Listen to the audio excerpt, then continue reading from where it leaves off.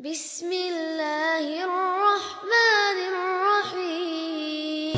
Rasulullah sallallahu alayhi wa sallam, he says, if Allah loves a person, He uses him. He uses her. The Sahaba said, oh Rasulullah, what do you mean if Allah wants good or loves a person, He uses them? He says, Rasulullah sallallahu alayhi wa sallam, يوفقه لعمل صالح قبل موته ثم يقبضه عليه. He makes it easy and possible for that person to do a great act of worship in which at that moment Allah will order for their soul to be taken away from them. So they will die upon an act of worship. There's a sister who passed away in a poor village, and she was an old lady, like the age of our grandmothers. And then when she passed away, the lady who was responsible of washing the dead bodies in this place, she came to her and she found something strange. And wallahi, this is a true story. Second hand, I'm telling you this story second hand. The one who said is Sheikh Muhammad Hassan, personally experiencing this. Then the lady called Sheikh Muhammad. Sheikh Muhammad, there's something strange of seeing, this is not normal. He said, what's going on? He said, the lady who passed away, she's wearing her clothes and everything, normal, but she has her right hand over her left hand. And my question to you, O Sheikh, because when they want to wash the body, they have to take all the clothes off, and they have to wrap her with a shroud, kafan. So she said, Ya Sheikh, should I force her hands away from her, and then take her clothes off, and then wash her, and then cover her with a shroud? He said, are there any of her family members around her? She said, yes. He said, please pass the phone to them. She said, okay. Here is her sister. He talks to her sister. Assalamu alaikum ya Sheikh. Wa alaikum assalam. I have a question for you. Go ahead. Are you her sister? Yes, I am. Do you know what was the last thing she did? She says, yes, I know what she was the last thing she did. She was praying. And as she was praying, that's when she passed away. And she used to always love praying. And whenever she had time to pray, she would stand up and pray for the sake of Allah subhanahu wa ta'ala. 2 quick short rakahs. So Shaykh Muhammad said, Sadaqt, you have definitely said the truth. Rasulullah sallallahu alayhi wa sallam says in an authentic hadith,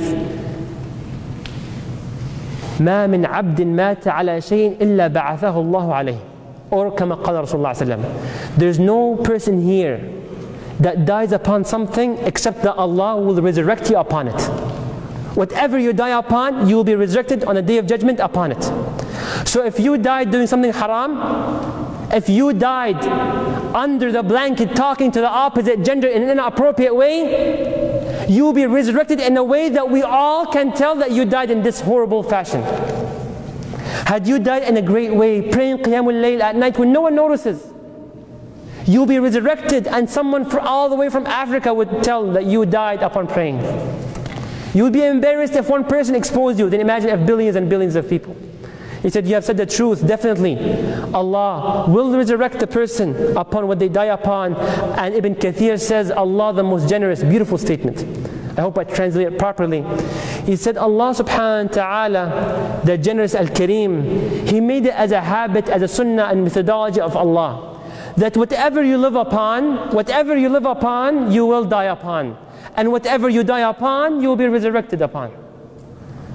So then the Shaykh could not help out of this joy. He told her, listen, do not take off her hands. Bring some scissors, cut her cloth, gently and with caution. Wash her body, then cover her with a kafan and a shroud, and do not take her hands away from each other as if in the state of praying. She said, okay. 2 hours later, the lady calls him back. She said, Ya Shaykh, fatwa lo samaht. Give us a fatwa, another question, I want an answer from you. He said, Bismillah, go ahead. She said, oh Shaykh, out of all the bodies that I've washed in my life, there's something strange in this case. He said, what is it? He said, the kafan, the shroud, the white cloth which we wrap the dead people with, she has an excess of 1.5 meters. Something not normal. When you go buy a large shirt, for example, it never ever goes up to your ankles. It doesn't make any sense. So the kafan which she has covered her up, and there's 1.5 meters extra. He said, give me here, sister. He talked to her sister, and look at the knowledge of the Shaykh, the ilm and the wisdom which he had. Look at the question which he asked. He asked her sister, Ya ukhti, did your sister have any special dua? Something specific she used to always repeat? She said, yes, she had a dua. And can I say in Arabic? Dua, not common. Not the Prophet never said it. I don't think the Prophet ever said this dua word by word. Strange dua. She said, yeah, she used to make a dua kind of strange, but she used to always make it. What was it? 3 components of the dua. Rabbi sturni fi dunya. Oh Allah, conceal me. Oh Allah, protect my modesty and shame.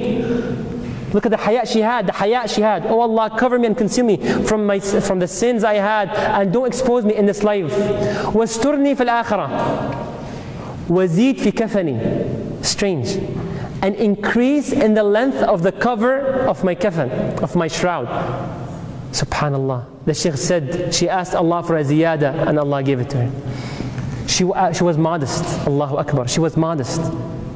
She was full of shame and haya. The most beautiful character in the sister. The most beautiful character in the sister, the one with haya. The second fruit which we will talk about. The fruit of angels descending upon you. Allah will allow the angel to descend upon you. Allah says, بعد أعوذ بالله من الشيطان الرجيم إن الذين قالوا ربنا الله ثم استقاموا تتنزل عليهم الملائكة ألا تخافوا ولا تحزنوا وأبشروا بالجنة التي كنتم توعدون نحن أولياؤكم في الحياة الدنيا وفي الآخرة ولكم فيها ما تشتهي أنفسكم ولكم فيها ما تدعون نزلا من غفور رحيم. Allah says, إن الذين قالوا ربنا الله ثم استقاموا. What happens? تتنزل عليهم الملائكة. Angels will descend and talk to you. Wallahi, they will talk to you. When will they talk to you? There are 2 opinions. First opinion, on your deathbed. Just like how we said about Umar ibn Abdul Aziz. Angels will come and they will talk to you. They will talk to you one by one. You will see them. You will understand their language. You will converse with them and you will talk with them. You will hear back. And then when you see these angels, you'll be like, who are you guys? Who are you beautiful faces that whenever I see, I feel a sense of comfort? You're the kind of face that when I see, I can tell you have something good to tell me. You have something good to share.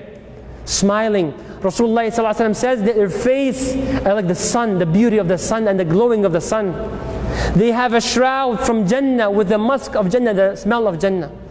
So what would they say? نحن أولياؤكم في الحياة الدنيا وفي الآخرة.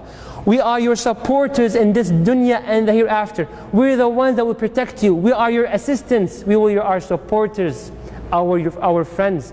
You are our friend. And we are your friends. All of these people, the Prophet said, you will see the angels as far as your eye can see. You can see the GM Tower had you go up high.